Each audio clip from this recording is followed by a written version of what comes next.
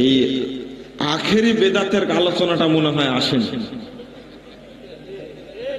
এটা মনে হয় আসেনি, তাই না? আমি মনে করি, আমার ব্যক্তিগত ধারণা, বর্তমান পৃথিবীতে সবচেয়ে পথভ্রষ্ট সবচেয়ে বড় বেদাত হলো টঙ্গীর মাঠের আখেরি বেদাত। আর একটা বিভ্রান্তিকর জঘন্য পচা একটা বেদাত চালু আছে, যেটা নিয়ে সমাজে সবচেয়ে বেশি মারামারি হয়, দ্বন্দ্ব হয়।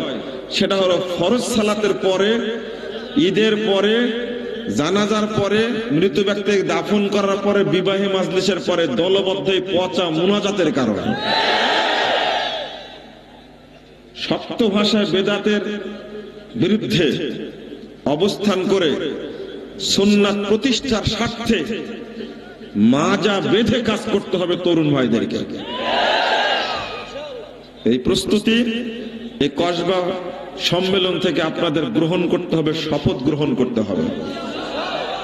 শুধু ব্রাহ্মণবাড়িয়া না, আমি দাবি করি আপনাদেরকে কুমিল্লা, নোয়াখালী, চাঁদপুর, লক্ষ্মীপুর, ফেনী, হবিগঞ্জ, মৌলভী